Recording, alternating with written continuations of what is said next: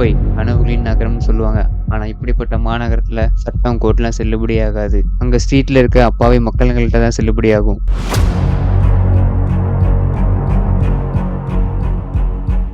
அங்க சட்டத்தை யாருமே பின்பற்ற மாட்டாங்க. சட்டத்தை மதிக்காதவங்க தான் அங்க ராஜாக்களா வாழ்ந்துட்டு இருந்தாங்க. ஒரு பக்கம் மாஸ்டர் மைண்டான தாவூத் இப்ராஹிம், இன்னொரு பக்கம் அவரோட வலது கையான சோட்டா ராஜன்.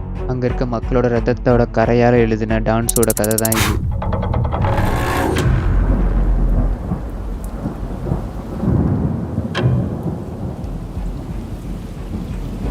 மும்பையை உண்மையிலே இயக்குனது யாரு? வாங்க இந்த வீடியோல ஃபுல்லா பார்க்கலாம்.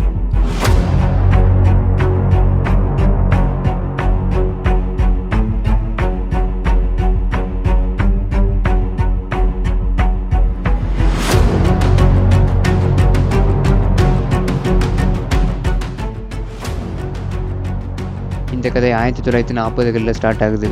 அப்போ இப்போ இருக்க மும்பையோட பழைய பேர் பம்பாய். அங்கே இருக்க துறைமுகங்கள் தான் எல்லா குற்றங்களுக்குமே வாசலாக இருந்துச்சு.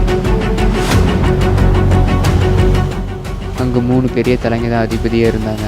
கரீம்லால் ஆப்கானிஸ்தான்லேருந்து வந்தவர். அவர் தான் பத்தான் கேங்கை உருவாக்கி அங்கே இருக்க ஏழை மக்கள்கிட்ட மாமூல் வசூல் வாங்கிட்டு இருந்தார். அடுத்தது ஹஜி மஸ்தான், தமிழ்நாட்டிலேருந்து 8 வயசுலேயே மும்பை வந்தவர். இவரை ஸ்மக்லிங்கில் கிங்குன்னு சொல்லுவாங்க. தங்கம், வெள்ளி, வைரம் இது போன்ற எல்லா பொருளையும் கடத்துறதுல இவர் தான் நம்பர் 1ன்னு சொல்லுவாங்க. வரதராஜ முதலியார், இவனும் நம்ம ஊர் தமிழ்நாட்டுக்காரன் தான். ஹஜி மஸ்தானோட சேர்ந்து ஸ்மக்லிங் மற்றும் இல்லீகல் பிஸ்னஸ் பண்ணிட்டு இருந்தான். இவங்க 3 பேருமே மும்பையை பிரித்து ஆட்சி செஞ்சுட்டு இருந்தாங்க. அதே ஸ்ட்ரீட்ல தான் தாவூத் இப்ராஹிம் வளர்ந்தார். இதில் ஆச்சரியமான விஷயம் என்னன்னா, தாவூத் இப்ராஹிமோட அப்பா ஒரு போலீஸ் கான்ஸ்டபிள். தாவூத் இப்ராஹிம் அவனோட அண்ணனான சபீரும் சேர்ந்து யங் கம்பெனி அப்படின்ற ஒரு இயக்கத்தை உருவாக்குனாங்க. முதல்ல சின்ன சின்ன திருட்டு செஞ்சுட்டு இருந்த தாவூத் அப்புறம் ஹஜி மஸ்தானோட சேர்ந்து ஸ்மக்லிங் அண்ட் இல்லீகல் பிஸ்னஸ் எல்லாத்தையுமே கற்றுக்கிட்டான். அதை கற்றுக்கிட்டதுக்கப்புறம் டி கம்பெனி அப்படின்ற ஒரு குரூப்பை ஃபார்ம் பண்ணான். கரீம்லாலோட பத்தான் கேங் கூடயும் தாவூத்துக்கும் சண்டை ஏற்பட ஆரம்பிச்சிச்சு. இந்த சண்டையில் தாவூதோட அண்ணனான சபீரை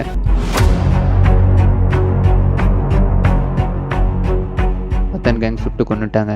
இந்த விஷயம் தான் தாவூத் ஒரு ரத்த வெறி பிடிச்சவனா மாத்துச்சு. பழி வாங்குற துடிப்புல தாவூத் போலீஸ் கூட சேர்ந்து பத்தான் கேங்க ஊருக்குள்ளே வர முடியாத மாதிரி தூக்கிட்டாரு தாவூத் இப்ராஹிம். முதல்ல துபாய்க்கு தப்பிச்சோன்னா தாவூத் அங்கேருந்து ஃபோன் கால்ஸ் மூலமாக மும்பையை ஆட்சி செஞ்சுட்டு இருந்தான். பாலிவுட்டில் யாரை காஸ்ட் பண்ணணும், எந்த படத்துக்கு பணத்தை இன்வெஸ்ட் பண்ணணும், இந்த மாதிரியான விஷயத்தெல்லாம் தாவூத் தான் முடிவு பண்ணணும். இந்தியாவோட பெரிய பெரிய ஆக்டர்ஸுமே தாவூத்துக்கு பயந்து தான் இருந்தாங்க. நான் வீடியோவில் முன்னே சொன்ன மாதிரி தாவூதோட வலது கை தான் சோட்டா ராஜன். ஆனால் சோட்டா ராஜனுக்குமே தாவூதோட வளர்ச்சி பிடிக்கல. இதை தெரிஞ்சுக்கிட்ட தாவூத் சோட்டா ராஜனையும் தீர்த்தக்கட்ட பிளான் பண்ணார். 1993 மும்பை குண்டு வெடிப்பு பிளாஸ்டுக்கு அப்புறம் சோட்டா ராஜன் தாவூதை விட்டு வெளியே வந்துட்டாரு. அவரோட பெரிய எதிரியா மாறினாரு. 100 நிமிஷத்துல 12 பிளாஸ்ட். மார்ச் 12, 1993 மும்பையே அலறி போயிடுச்சு. தாவூதோட அந்த மாஸ்டர் மைண்டால இதுல 257 பேர் உயிரிழந்தாங்க. கடைசியில் என்னாச்சு, சோட்டா ராஜன் 2015 பிலால் அரெஸ்ட் ஆகி இப்ப திகார் ஜெயில இருக்கான். தாவூத் இப்ப எங்க இருக்கான்னு யாருக்குமே தெரியாது. சில பேர் பாகிஸ்தான்ல இருக்காருன்னு சொல்றாங்க.